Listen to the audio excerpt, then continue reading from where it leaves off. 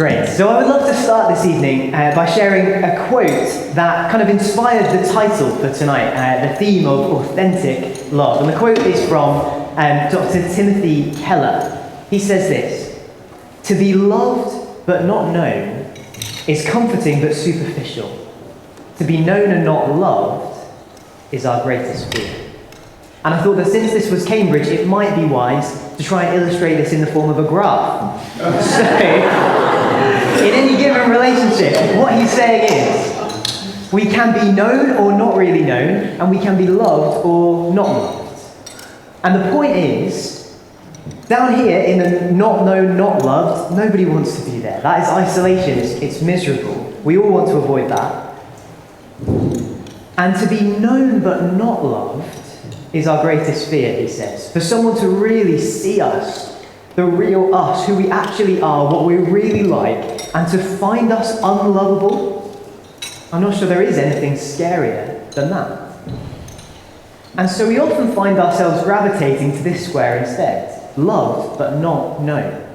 We want close relationships. We want to enjoy loving other people and being loved by them. But in order to get that and to protect that, we do our best to show people our best side. We try to fit in. We try to come across as funny enough or smart enough or ethically good enough. And that's an entirely natural instinct. It makes sense. But when relationships are stuck there is something really fragile about it. We're always hiding something of ourselves. And we can never really relax because we don't know if they would love the real us. But I hope that at least some of us here tonight know what life with relationships in that square is like. Maybe with old friends, or with loving parents or siblings or children. Perhaps with a long-term boyfriend or girlfriend or husband or wife. I hope many of us have tasted what it is for somebody to see the real us, to know us at our worst, perhaps even to have been deeply wronged by us, and yet still to love us. That is powerful. It's beautiful. To be loved by someone who knows how truly unlovely we are, that is what sets us free. That's what allows us to stop hiding, to stop performing, and actually grow into a more genuinely loving person. And that is why I love the last line of the quote from Timothy Keller, where he says, "To be loved but not known is comforting but superficial. To be known and not loved is our greatest fear. But to be fully known and truly loved is, well, a lot like being loved by God." I want you to try and imagine something with me. Imagine that you are in Jerusalem at the Passover festival back in 30 AD. So this was a city that had, at the time, about 25,000 people living in it, which is about the population of Ely or the number of students at the university, but in quite a tightly packed city. But then for the Passover festival, people would flood to Jerusalem. The population would multiply by 4 or 5 times. So it's like the whole population of Cambridge moving into Ely for the week. So you should be imagining this almost like kind of Glastonbury. Every single room in the city is full. There are tents on every flat surface you can see. The roads and the streets are packed with crowds of people, full of animals, all sorts, everywhere. And Jesus is the most talked about man in the city this year. When he arrived, crowds lined the streets, shouting and singing to welcome him. People were laying down their cloaks on the road in front of him. People were shouting about how he was the new King David. He was the true King of Israel. And imagine you're one of his disciples, one of his closest followers and friends. And now finally, on the actual evening of the Passover meal, you get a chance for a bit of peace and quiet. You get a chance to get away from the crowds and just be together because you've borrowed the upper room of somebody else's house to have the Passover meal together. And the only awkward thing is that because it's a borrowed room, there is no host and there aren't any servants or anything like that. And that means that there's no one to wash your feet. And that is an issue because if you take walking around all day in open-toed sandals and a city packed with people and animals, you are going to end up with fairly unpleasant feet. And so you're all reclining around the tables, something like this picture, with your feet out behind you, but that does not mean that you can't smell the circle of feet around you. And no one is volunteering. Not even to wash Jesus' feet, which is pretty awkward, really.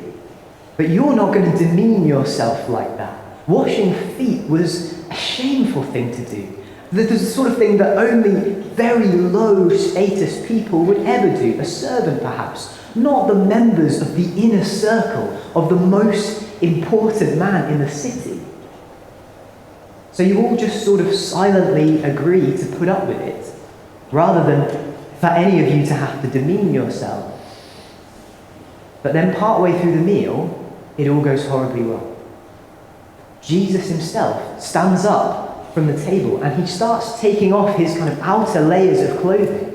And you're all staring at him confused, and then he picks up a towel and wraps it round his waist like servants do. And it begins to dawn on you with horror what he's doing. And then sure enough, he goes and pours water into a bowl, and he walks up towards your feet. And then you realize that he is about to wash your stinking, dung-covered feet, and you just freeze. He kneels down behind you, and you feel his hands, Jesus' hands, against your feet, washing the grime and the dirt and the muck off into the bowl. You don't know what to do. You don't know where to look. And then suddenly he's finished, and he shuffles a little closer to dry your feet with the towel wrapped around him. And as he does, he looks up at you and he smiles at you. And then he picks up the bowl and he takes it to the next person. I wonder how I would have felt if I'd been one of those disciples. I wonder how you would have felt. Let me show you where I'm getting that moment from. It's in these blue books on your tables. Pick it up and open up to page 42. So these are John's biography of Jesus. Now, John was one of Jesus' closest disciples and followers who was in the room that night. And he is describing for us this last night before Jesus was arrested and killed. And we'll start reading just from the little number 3 near the bottom, underneath the big 13. Jesus knew that the Father had put all things under his power, and that he had come from God and was returning to God. So he got up from the meal, took off his outer clothing, and wrapped a towel around his waist. After that, he poured water into a basin and began to wash his disciples' feet, drying them with the towel that was wrapped around him. Now, I love the so at the start of verse number 4 there, because you would really expect a but, I think. Because what he's just said in verse 3 is that Jesus knew who he was. He knew that he was the God the Son become a human being. John has been telling us that throughout. Jesus knew it, and it says he knew that the Father had put everything under his power. In other words, Jesus knew he was the rightful king of the whole universe. He was the most important human being who had ever set foot on this earth, because he was far more than a human being. And then John says, so he stripped down like a servant. He got down on his knees and he washes the muck off his friend's feet. It's an incredible act of humility and love. A friend of mine recently got a new job for the civil service, where he is in a weekly big kind of meeting with the cabinet minister who's in charge of the department.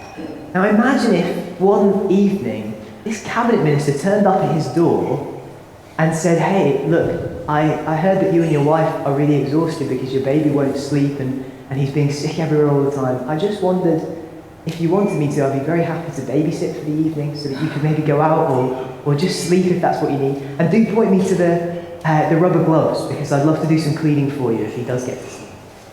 You know, DBS checks aside, can you imagine that?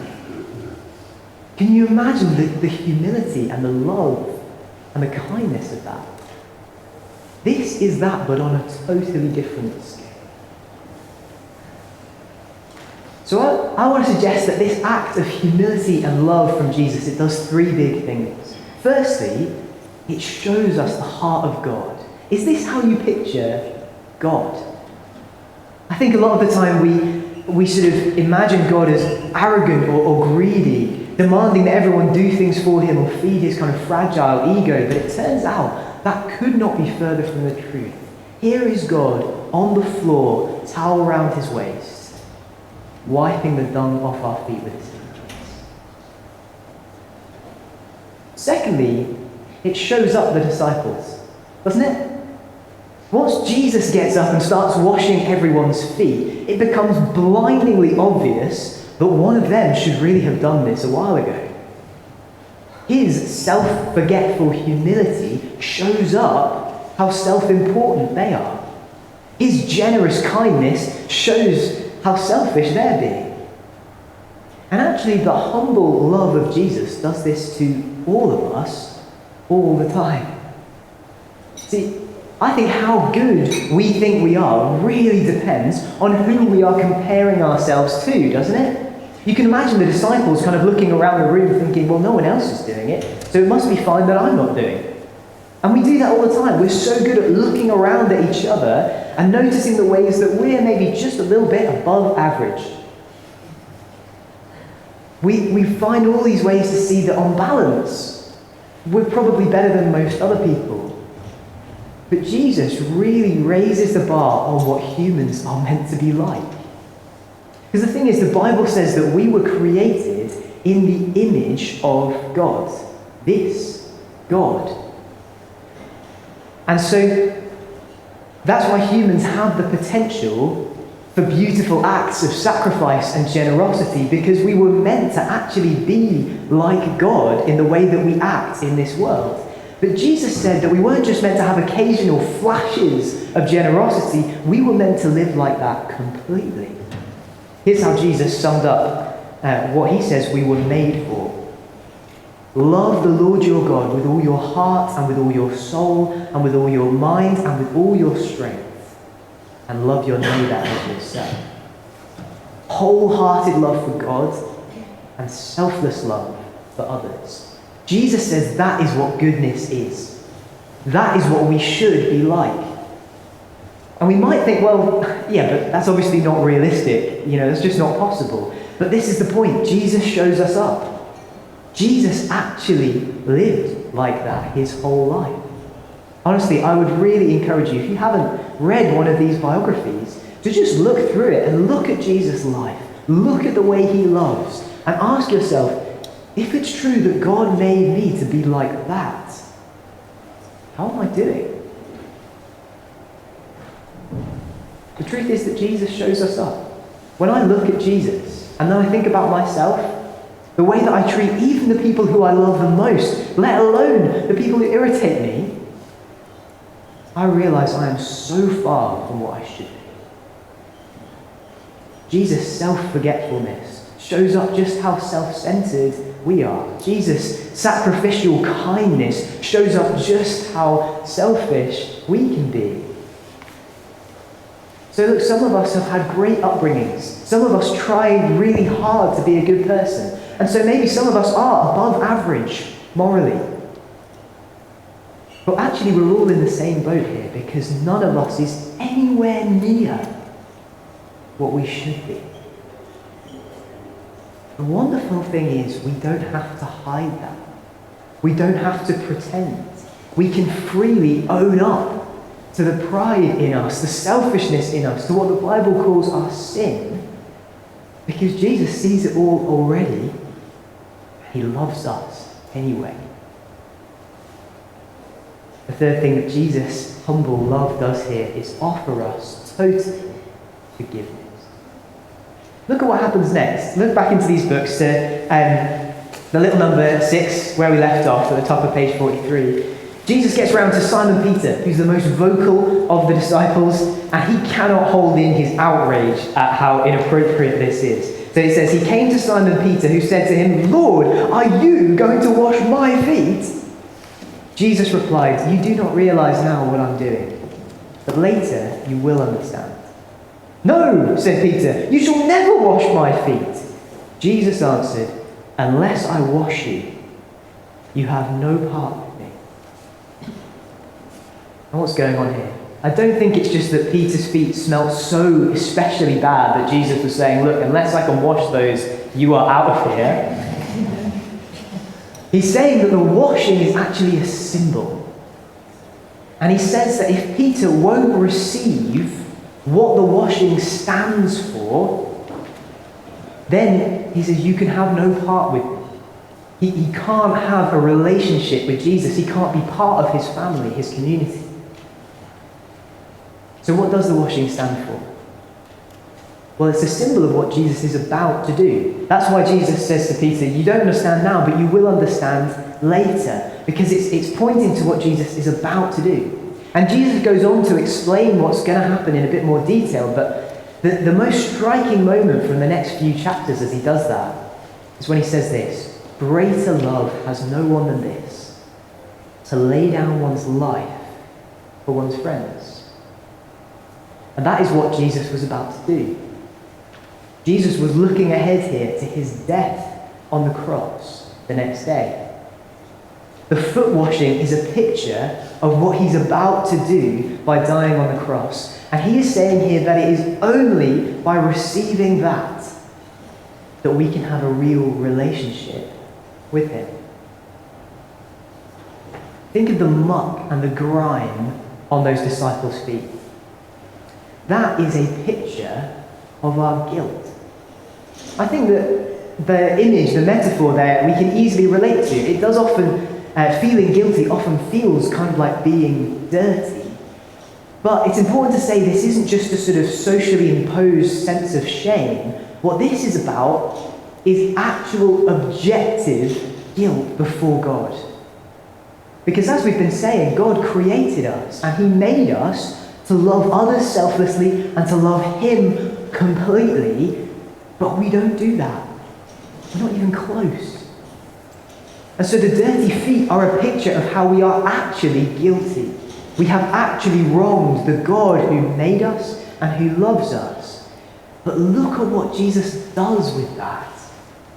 He doesn't ignore it and look the other way. He doesn't demand that we clean ourselves up. He kneels down at our feet and gets his hands dirty. He washes it all away. And this is a picture of how forgiveness works. Jesus doesn't just snap his fingers and make the dirt vanish into thin air. He gets his own hands dirty. He wraps the towel around his waist and dries everyone off with them. And by the time he's finished that circuit, it would have been disgusting. That's how washing works, isn't it? You know, water doesn't actually make dirt disappear, does it? It absorbs the dirt into itself and carries it away to make you clean. And that is what Jesus does with our guilt. He washes us clean by taking all of our guilt onto himself, absorbing it all into himself and letting it condemn him and kill him, even though he himself was completely innocent. And he carries that guilt down to the grave and buries it forever. I used to really struggle to get my head around this. I used to find it quite weird that Jesus had to die to forgive us. But it really helped when someone explained to me that all real forgiveness is like this. All real forgiveness is about choosing to suffer yourself the pain that someone else has created, that someone else deserves. So we were talking on our table about how the love between a parent and their child is incredibly sacrificial. And if you think about a parent and maybe a grown-up son or daughter who has wronged them deeply, perhaps they've just cut them out of their life for years and ignored them. Perhaps they've done something even worse. And you imagine that son or daughter comes back one day having realised what they've done, and they say, "Look, I'm so sorry. I'm really sorry. I want to start again. Please, will you forgive me?" Now at that point, if the parent wants to restore their relationship, they have two choices. They cannot just snap their fingers and make the pain that their child has created disappear. They can't do that. Their only choices are, one, they can constantly push that pain back onto them.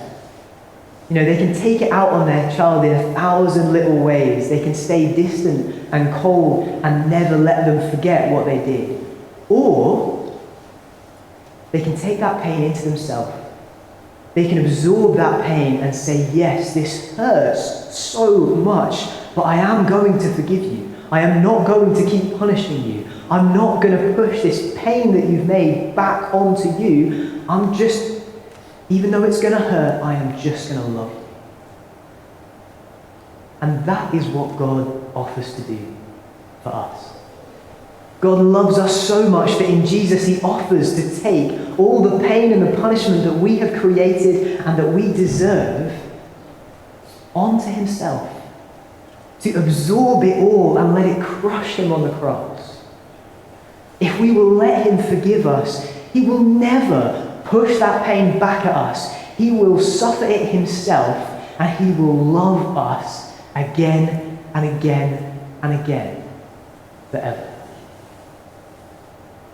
So if we will let Jesus wash us, we can know that we are forever fully known and fully loved. Jesus knows us to our darkest depths and he loves us to the highest heights. He loves us to death and back. And what this means is that in one sense it's incredibly easy to become a Christian, and in another sense it's really hard to become a Christian. Because becoming a Christian involves realizing that we are so sinful and guilty that Jesus actually had to die for us. But it also involves realizing that he loves us so deeply that he was glad to die for us. So it's easy to become a Christian because Jesus doesn't say, right, okay, you want to have a relationship with me? Well, clean yourself up first. Make yourself a good person and then come to me and we can have a relationship. No. He says, come now. Come with all of your mess and your guilt and your failure. Come to me and I will wash it away myself through what I've done on the cross. It's easy. But it's also really hard. Because asking for forgiveness is hard. It's hard to admit that we need forgiveness. It's hard to admit that we can't clean ourselves up, but that we need Jesus to wash us. That is scary and it's humbling. But it is also the most liberating step that we can ever take. Because to be known like this and loved like this, it transforms us. It changes us from the inside out. A few years ago, my big brother got married and he asked me if I would write a poem for their wedding day. And what I ended up writing ended up being inspired by this bit of the Bible and being all about how being humbly loved and forgiven by Jesus changes us. And it enables us to start loving like he loves. So if it's all right, I would love just to finish before we go into time around our tables, just by sharing that poem with you. It's called Love Her Like Him. Love her, brother, like you are loved. Love her gritty, love her glorious, love her relentlessly. Love her way too deep for wrinkled ears and furrowed brows ever to reach. Love her lavishly. Love her like you'd walk 500 miles. Love her like you'd walk 500 more. Love her joyfully. Love her when the only way to say it is a cup of tea. Love her when there's something broken she needs you to see. Love her gritty, love her glorious, love her patient. Love her when she's scared.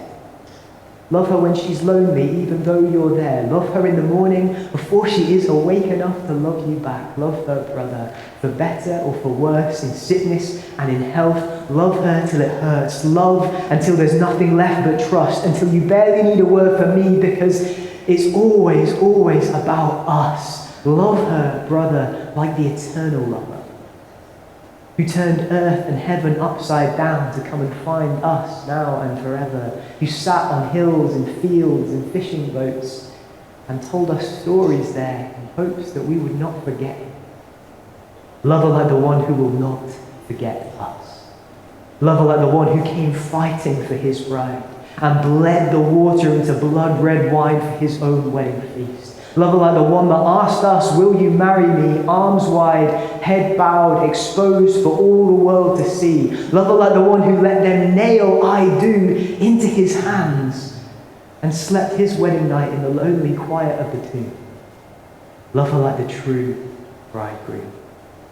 Love her like the one who rose to call our names and whisper softly to us, do not be afraid.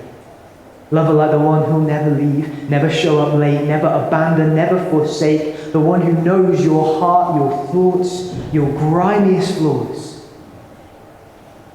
But who kneels down in front of you morning after morning and washes your feet in his hands to make you clean. Love her like him, brother. Love her like him. Love her like the one who loves you when you're scared. Who loves you when you're lonely, even though he's there. Love her like the one who's loved you every morning before you ever thought to love him back. Love her, brother, like him.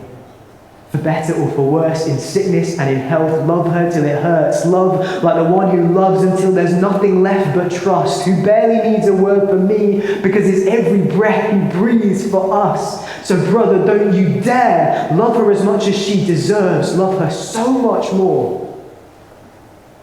Because you two are only jars of clay, and you will crack and shatter every single day, but his grace makes mosaics. Love each other till you see his face. Love each other so the world can see right through the brokenness of the two of you to the glimmering of his face. Great, that's it from me. It's now time to discuss what you make of that, what you make of Jesus around the tables with your table hosts. So I will hand over to them, and Ed will be back up to close the evening in a bit.